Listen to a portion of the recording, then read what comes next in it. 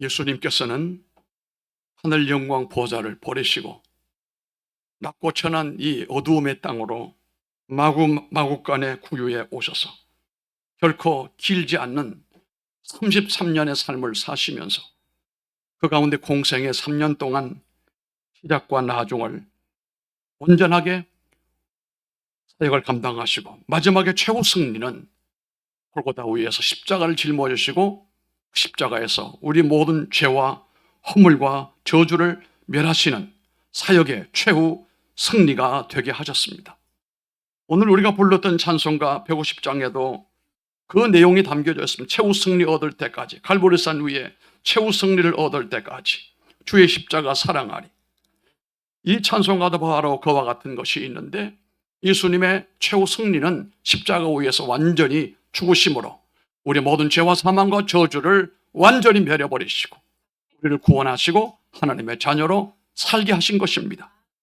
오늘은 두 사람을 통하여 최후 승리를 얻었던 두 사람을 소개하려고 합니다. 한 사람은 은혜를, 이 한 사람을 먼저 잘 보게 되면은 핍박하는 무리들 속에서 오래 맞아가며 죽어갔던 초대교회의 꽃봉오리였던 누굽니까? 스데반 집사입니다. 오래 맞아 죽으면서도 그의 모습은 우리에게 영원히 지워지지 않는 것은 던지는 사람을 바라본 것이 아니고 하나님 보좌 우편에 서신 그리스도의 영광을 줄곧 바라보시면서 순교를 했다는 사실입니다. 또 한 사람은 반대입니다. 그 사람을 죽이기 위해서 주도적인 역할을 했던 바울이라고 하는 사람입니다. 나중에 바울이 되었습니다. 이 사람은 스데반을 죽이는 일에 주도적인 역할을 했지만 후일에 하나님의 놀라운 은혜로 그가 변하여 주님의 용사로 바뀌어지면서 선교의 문을 열었던 바울, 그는 그 선교하는 여정을 가리켜 선한 싸움을 싸우며 믿음을 지켰다라고 하는 위대한 선언을 하시면서 우리 모두에게 본보기가 되고, 그리고 마지막 그가 하나님의 면류관을 확보하게 되었습니다. 이 두 인생을 잘 살펴보게 되면 두 사람 모두 하나님 앞에 일생을 바쳤던 사람입니다. 승리를 얻은 대표적 존재들로서 우리 곁에 남아 있는데, 우리는 모든 신앙생활의 마지막도 우리도 똑같이 최후 승리를 얻기를 바랍니다. 처음과 중간은 아무리 위대하게 잘했다고 해도 마지막 마무리를 최후 승리를 놓쳐버리면 이건 미련한 사람이 되는 것입니다. 우리 시작은 미약해도 나중은 최후의 승리를 반드시 얻는 동산의 성도들이 되시기를 바랍니다. 유토피아를 쓴 토마스 모어라고 하는 사람이 있습니다. 헨리 8세가 얼마나 신앙적으로 박해를 했는지 이때에 사형을 받았던 사람인데요. 이 토마스 모어는 마지막에 자신을 사형을 담당하고 집행하는 사람에게, 그 집행관에게 이렇게 말했습니다. 여보시오 집행관, 당신 혹시 스데반을 아시오? 그랬더니 그 집행관이 안다고 그랬습니다. 그는 죽을 때에 하나님을 찬송을 하고 기도했습니다. 이것을 지켜보던 바울이 뒤늦게 예수님을 믿고 한평생 전도하다가 순교하여 천국에서는 두 사람이 영원히 친구가 되었습니다. 당신이 지금 나를 죽이고 있지만 나는 당신을 원망하지 않습니다. 아마도 이후에 바울처럼 당신도 예수님을 믿어 복음을 전하다가 천국에서 다시 만나 우리 둘이 영원한 친구가 될 겁니다. 여러분, 마지막 죽으면서 이런 최후 승리를 선언하는 이 최고의 권면이 얼마나 감동적입니까? 이상하리만큼 초대교회나 이것이 교부시대 200년, 300년 그때까지는 예수 믿는 사람이라고 한다면 순교를 죽음의 최고의 아름다운 꽃으로 여겼습니다. 절대로 죽음을 회피하거나 죽음을 두려워하거나 죽음을 도피하지 않았습니다. 예수 그리스도를 마음에 모시고 성령의 감동을 받는 크리스찬들이라고 하면은 마땅히 죽는 것이 마지막의 최후 승리로 그렇게 인식을 했다는 말씀입니다. 우리가 부르는 찬송 가운데 이와 같은 가사가 있는 336장 찬송이 있습니다. 환난과 핍박 중에도 성도는 신앙 지켰네. 근데 이게요, 본래는 이게 아니에요. 성도는 순교하였네. 이게 처음의 가사예요. 이 찬송가는 천주교도 같이 불러요. 지금도. 그런데 우리가 어느 날 이걸 바꿨어요. 너무 자극적이다. 그만큼 우리 오늘날 현대인 크리스찬들은 감성적이고 부드럽기는 한데 강함이 없다는 거예요. 혼란과 핍박 중에도 성도는 죽는 것이 마땅한데 오늘 부르는 이 찬송가 내용은 신앙 지켰네 이렇게 묘하게 바꿔가지고 부드럽게 만들었습니다. 바라기로는 저와 여러분이 이 마지막 시대에 어떤 위기가 왔을 때 저를 위해 죽는 것 자체가 최고 영광으로 여기시기를 바랍니다. 오늘날 사람들은 이와 같이 살지 않는 것만 같아요. 반대로 사는 것 같아요. 아니 죽지 않고 살려고 하고 죽지 않고 자기가 오래 살기를 원하는 이런 마음들이 오늘날 현대인들에게는 있다고 보는 겁니다. 그러다 보니까 하나님의 절대적인 역사와 능력을 잃어버리고 있는 거예요. 주님을 위해 죽겠노라고 선언하고 실제적으로 주를 위해서 죽어가는 삶을 산다고 한다면 하나님은 역사하십니다. 지금도 기적을 일으켜 주실 줄로 믿습니다. 그런데 오늘날 현대인들은 그렇게 하지가 않아요. 이 땅에서 예수 믿고 사는 것도 적당하게, 그리고 화려하게, 폼나게, 멋지게, 그리고 천국에도 들어가기를 원하는 양면성의 욕심을 부리고 있는 시대를 살고 있는 겁니다. 그러나 신앙의 틀은 그게 아닙니다. 신앙의 근본은 그게 아닙니다. 예수님을 위하여 나는 죽고 주님이 살고 나는 죽고 교회는 살 것이다 라고 했던 시대는 하나님께서 그도 살리고 교회도 살리고 하나님의 나라도 살려주셨습니다. 나를 위하여 죽고자 한 자는 살 것이요 나를 위하여 살려고 하면 죽으리라고 주께서도 말씀을 하셨습니다. 오늘 우리는 이 말씀을 가지고 함께 은혜를 나누고자 하는데 먼저 스데반을 통해서 은혜를 나누고자 합니다.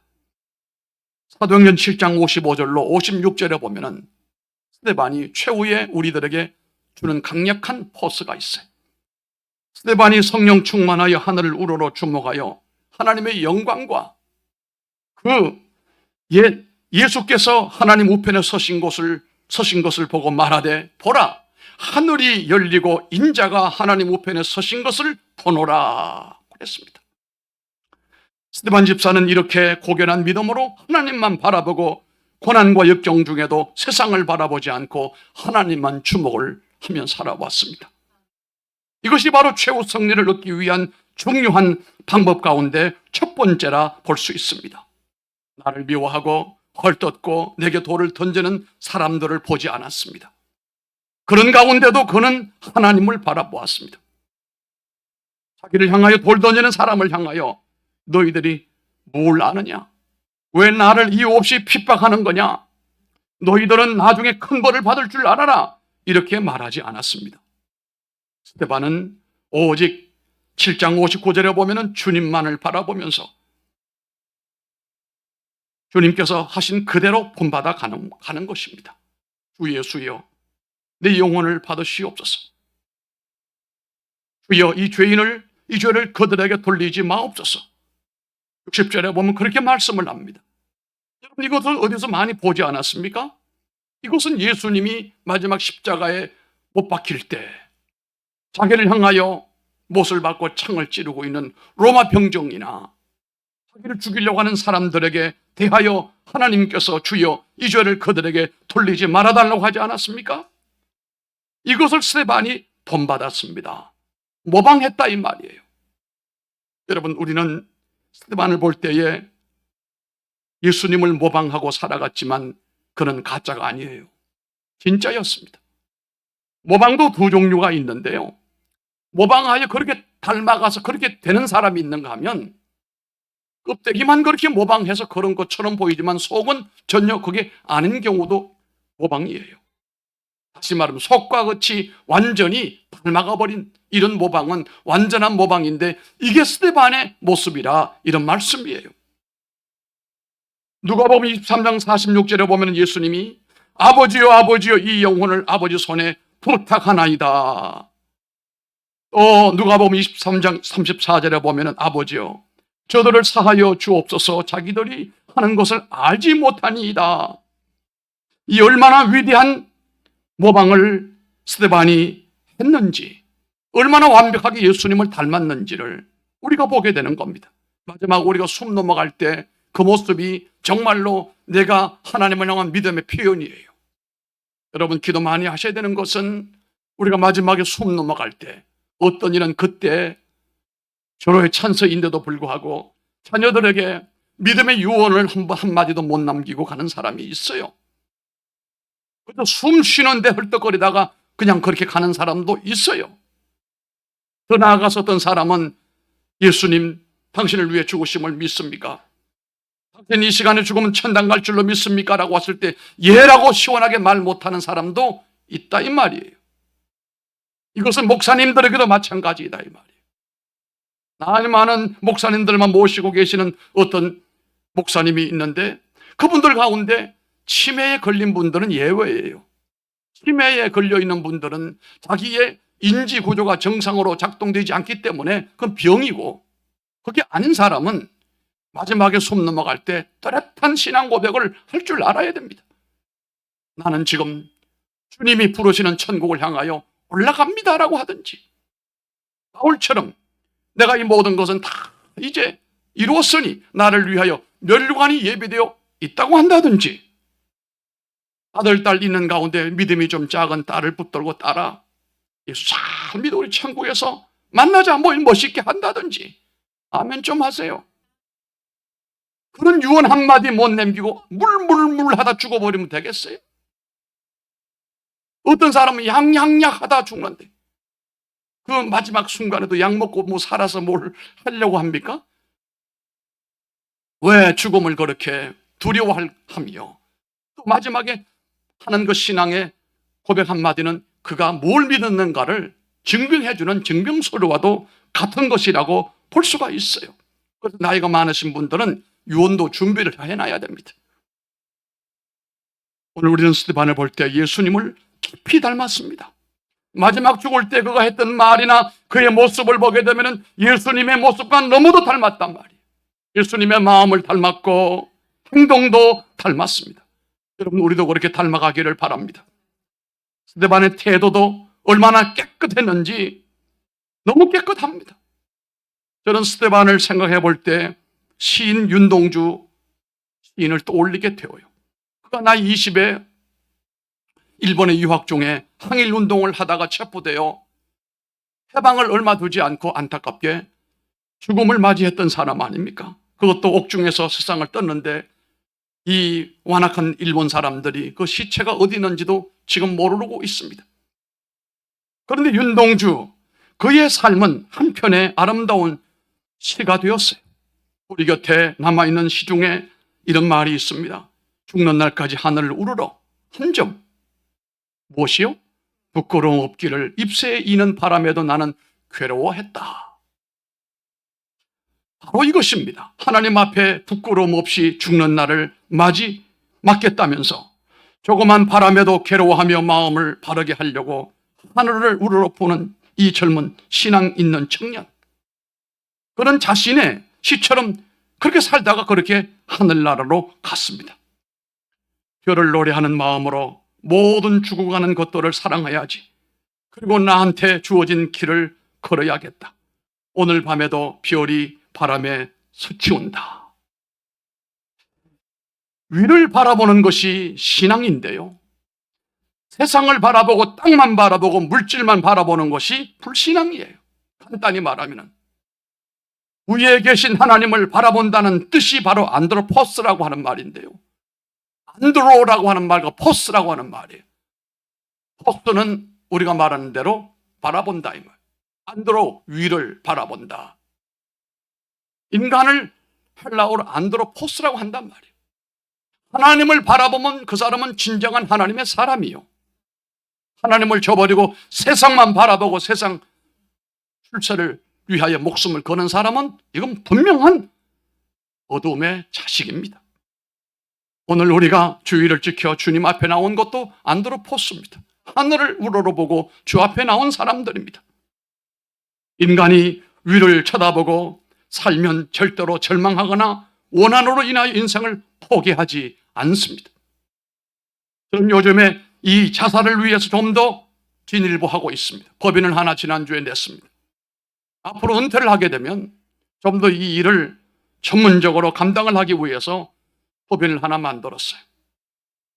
왜냐하면 너무 안타까운 현실이 이렇게 살기 좋은 세상인데 세계인이 부러워하는데 OECD 가운데 우리나라는 자살률이 더블 스코어로 높다 이거예요. 이것도 줄어들 기미가 보이지 않아요. 코로나 이후에 4%를 꽁충 뛰었는데 원래는 중간 점검을 해보니까 원래도 또 뛰고 있다 이거예요. 연예인들도 죽어요. 정치인도 죽어요. 대통령도 자살해요. 뭐가 부족한 거예요? 그들은 못 먹고 못 입어 죽는 거 아니에요. 정신이 병들어 버리고 하나님을 잃어버렸기 때문에 이 생명이 누가 준 겁니까? 최소한도로 이건 부모가 내게 물려준 생명이라고는 알아야죠. 여기까지는. 그 다음 두 번째, 이 생명은 누가 주신 겁니까? 하나님이 주신 거 아닙니까? 그런데 어떻게 허투루 그렇게 인생을 마무리하고 자기 손으로 해결하려고 나서냐 말이에요. 이거보다 더 큰 불신앙이 세상에 어디에 있다고 보는 겁니까? 우리나라는 참 여러 가지 모양으로 이거 수술해야 될 일이 너무도 많아요. 이번에도 이 국가적인 혼란을 잘 보게 되면 어지러운 일들이 너무 많아요. 고쳐야 될 게 너무 많아요. 특별히 저는 안타깝게 생각하는 것은 대학의 부총장으로 있어서 그런 말이 아니라 우리나라 청년들이 대학 진학률이 너무 높아요. 대학은 왜 가야 됩니까? 대학은 학문하러 가는 겁니다. 공부하러 가는 거예요. 그 부분에 전문가가 되기 위해서 더 깊이 연구하고 더 학문을 익혀서 그것을 활용하기 위하여 한마디로 말하면 학자의 길을 가려면 대학을 가야죠. 그러나 기술을 잘 배워서 엔지니어가 되거나 노동하려고 이런 마음을 먹으면 대학 갈 필요가 없어요.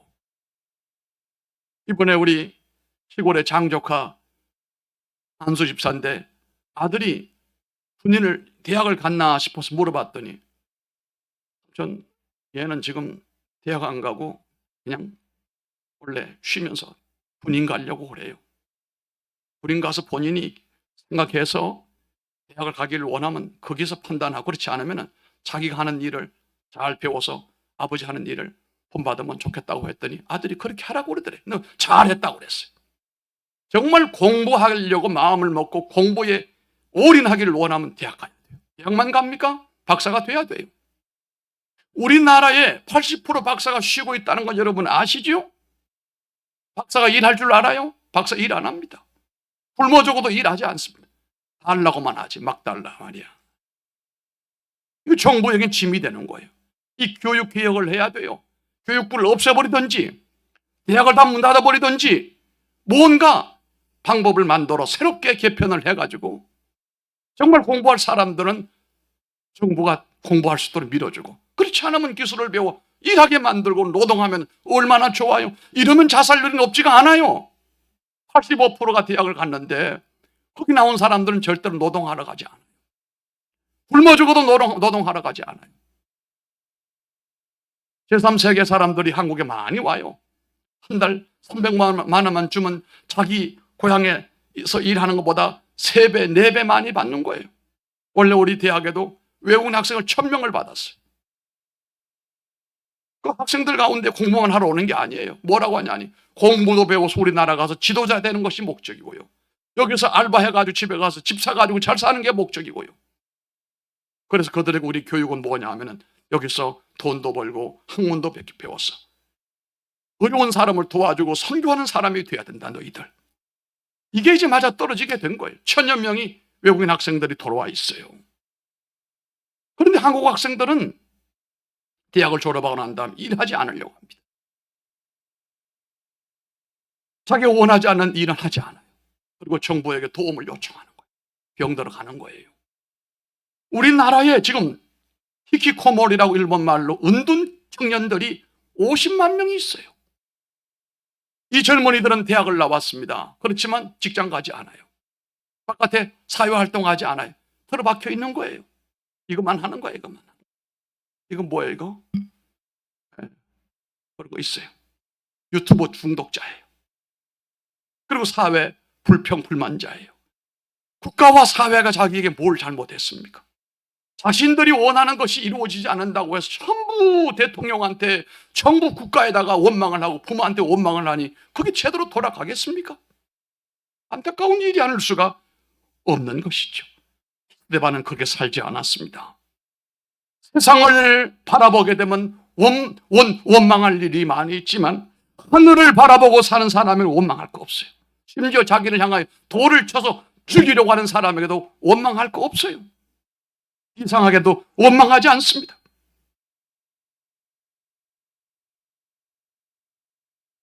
도리어 하나님을 바라보고 사는 사람은 하나님을 닮아가고 그분처럼 살아가려는 강한 감동을 받고 은혜를 받게 되어 있습니다.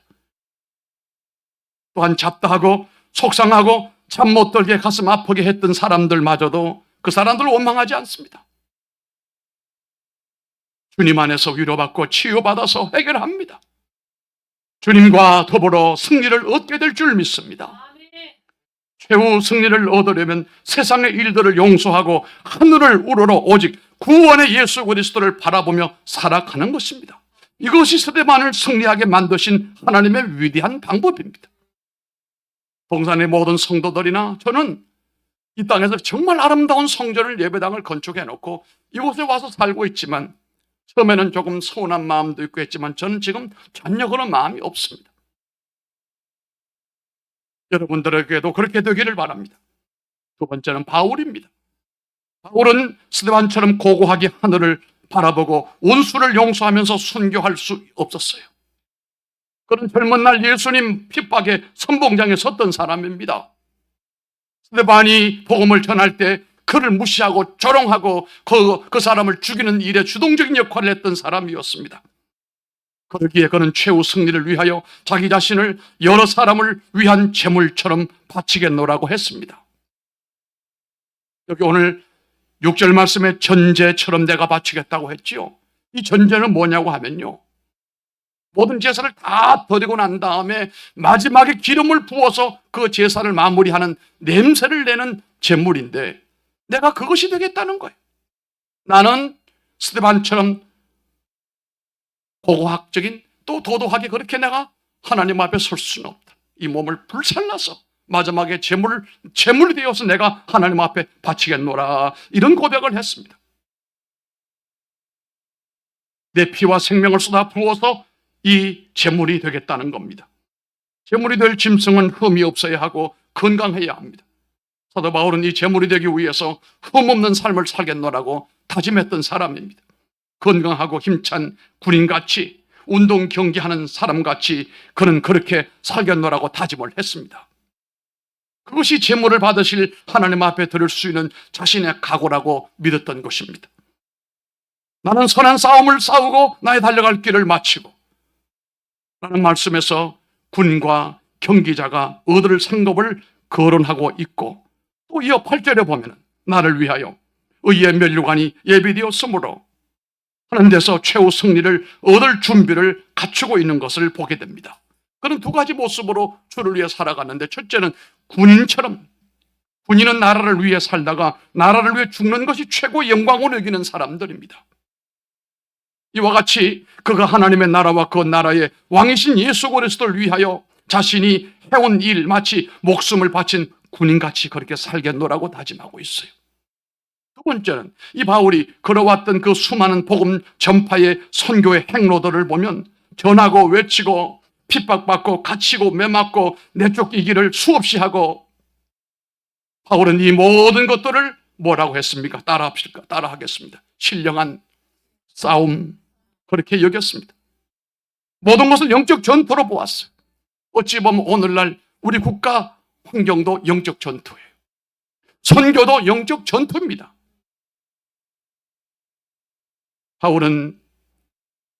바울로서 나는 경기하는 자와 같다.